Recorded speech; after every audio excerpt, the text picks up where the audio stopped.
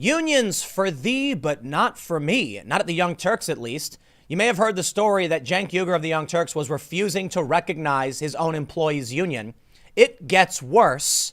And I gotta say, I am disappointed in the message coming out from the Young Turks because it sounds so typical of union busting efforts that even if what Cenk is saying is true, he's saying there's a political hit. He's running for office and they're trying to take him down. Even if that were true, you are so bad at messaging. Sorry. I just don't buy it. The Young Turks progressive founder urged his staff not to unionize. In a tense meeting with employees, Cenk Uygur argued that a union doesn't belong at a small news network struggling to make profits. Yes, it does. If that's what the employees want, welcome to your own policies blowing up in your face. You know, I can't stand this. I'll tell you one thing. I am no fan of unions. I'm a fan of collective bargaining.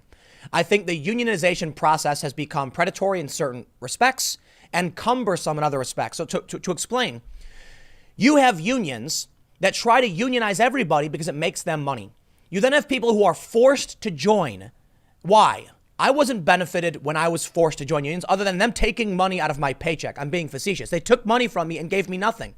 I was like, I want that $20. That's lunch. I didn't make a lot of money. That was like 2 hours of my labor to your union who did nothing for me. I was not happy about this.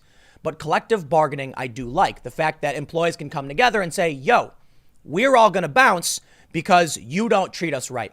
That's just a normal part of life. And I respect that. You got a spine, stand up to your boss and say, this is what we want or else. And I'll tell you what else. If Cenk Uygur had a spine himself, he could have simply just said, let me know what you guys are looking for. Instead, he slams papers down, yells at someone, tells them to stop laughing. This is not funny. Bleh. He's now saying that apparently this union who endorsed, and this might be true actually, endorsed his political rival, the moderate Democrat or something like that, in California's 25th district and is trying to unionize to cause him strife. But I'm not buying it. The Huffington Post, look, man, you've got people in the Young Turks were talking about their union busting effort. This is, I'll tell you what, at the end of the day, everything that Cenk Uygur has been talking about saying, union busting efforts are bad and we got to give the workers rights. You are the voice that encourages all of this. So don't be surprised when in either good faith or bad faith, those policies come back to bite you. It is not fair that you can say all of these other companies should play by these rules. And then when it comes to you say, oh, but I'm special. We're a small news organization. Sorry. It doesn't matter how big your company is. These are the rules you proposed. Now, I feel for you, man, because I get it. He makes a good point. Media companies are struggling today. I think the Young Turks could actually makes a lot of money. And I think what he's really concerned about is his growth projections. I'm not so sure that that's the biggest concern if like your employees aren't getting paid enough and need health care. Let's read the story from the Huffington Post. I'm going to throw a little defense his way because it does seem like there's some shady business going on. But I will always wrap that up by saying what I just did, that if you spend years saying these are the rules, you got to play by them. Everyone, let's put these rules in place. And then someone says, okay, now I'll use those rules against you. It's your fault. You promoted this. Don't be surprised when it comes to you, and you have to play by the rules you proposed.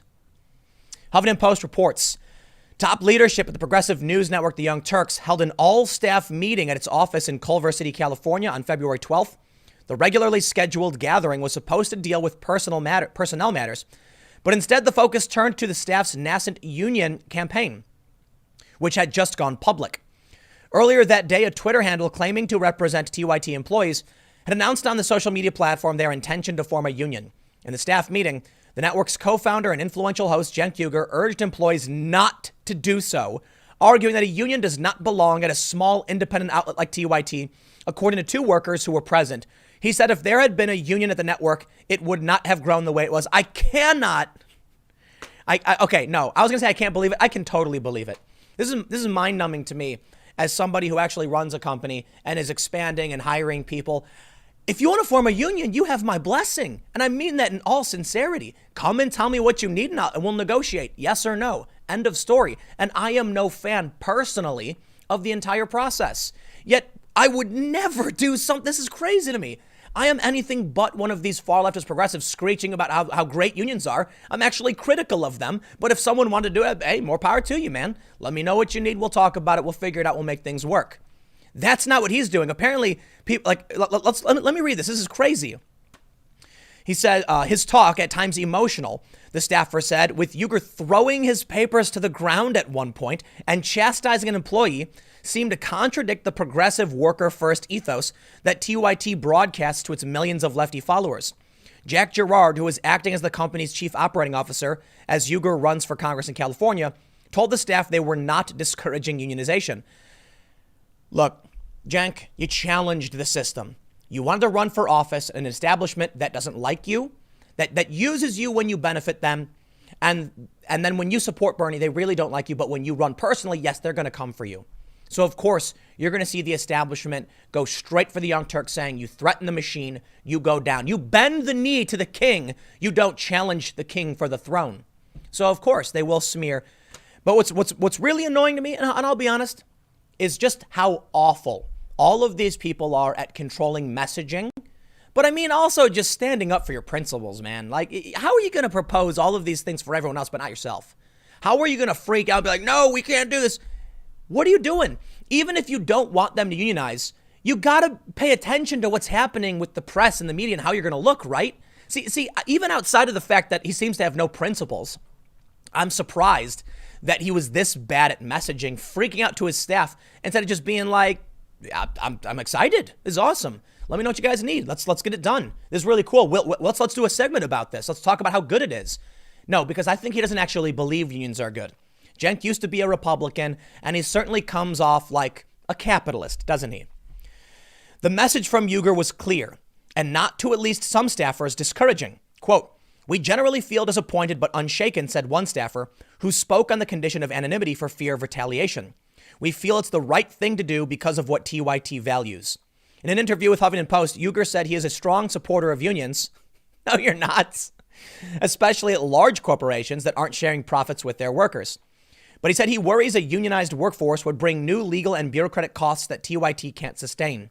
The network has a growing subscription base and has raised venture capital money, but faces many of the same headwinds as other online media dealing with the collapse of ad revenue. It's you know what, man? All right. Maybe I just don't know what their financial situation is like. But I'll tell you what, if you came to me and said, Tim, I want X amount of money, I'd say, can I afford it? If I can't, no. And if they say, well, then I'm going to quit, I say, have a nice day. If it's not possible, it's not possible. If Cenk is saying we can't do it, we're trying to grow and we're going to be hurt, prove it.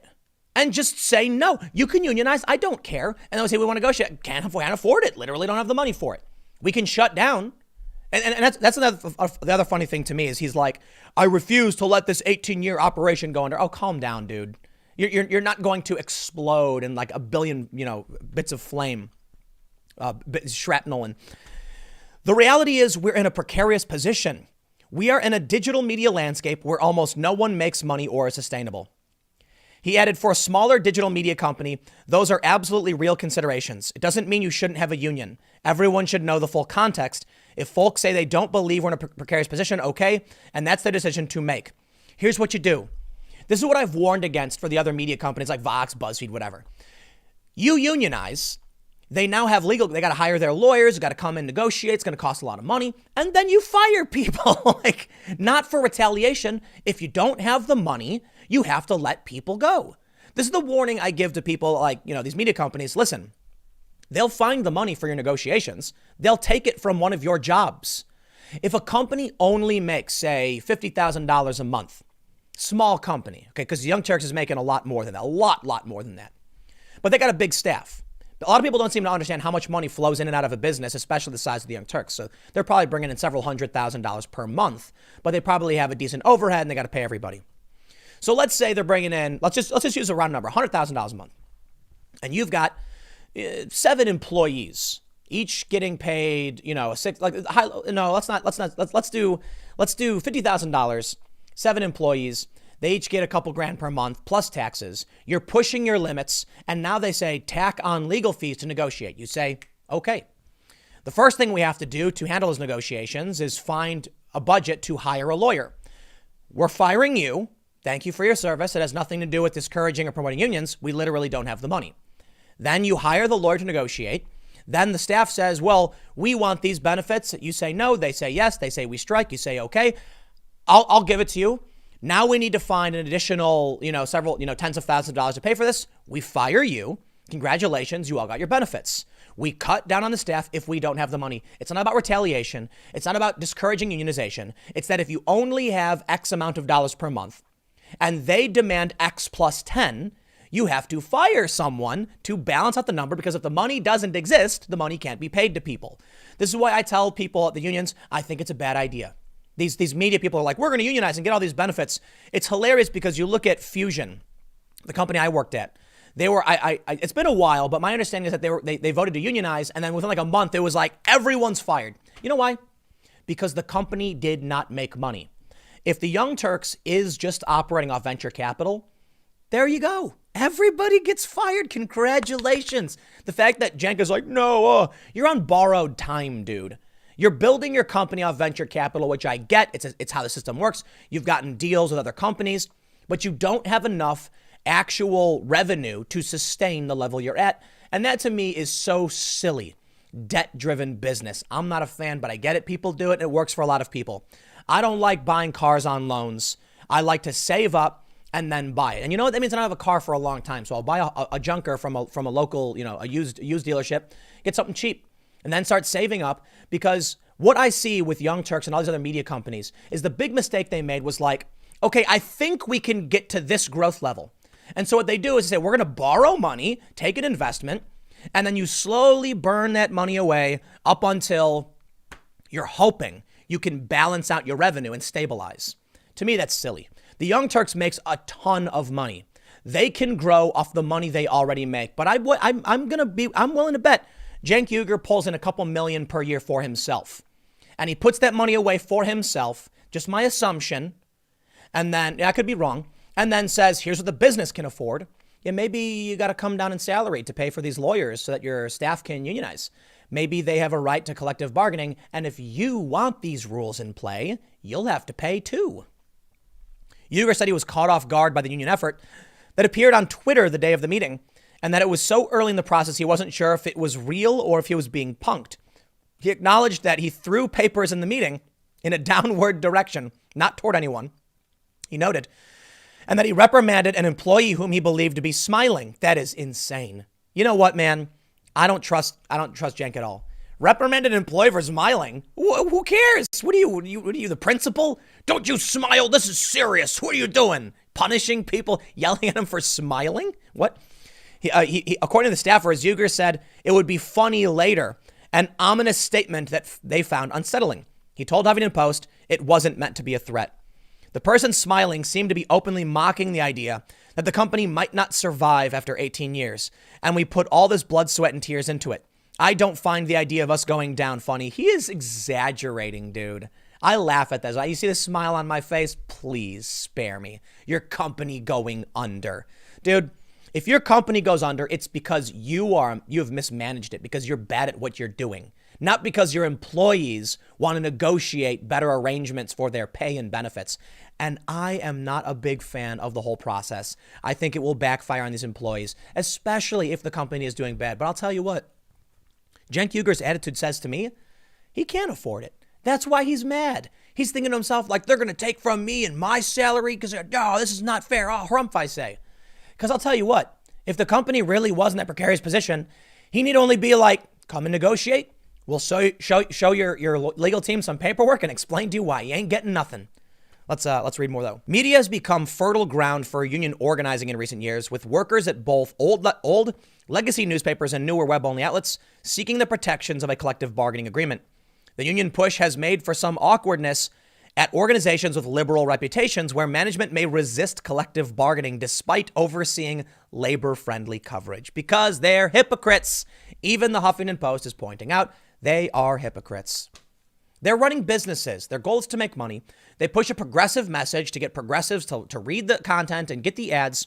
And then when it comes time to put their money where their mouth is, they're like, oh, heavens, no, not me. I'll say one more time, but I'm going to show you Cenk's tweet. If my company gets to a point where people want to unionize and I can't afford it, I'll just say, hey, by all means, I don't care.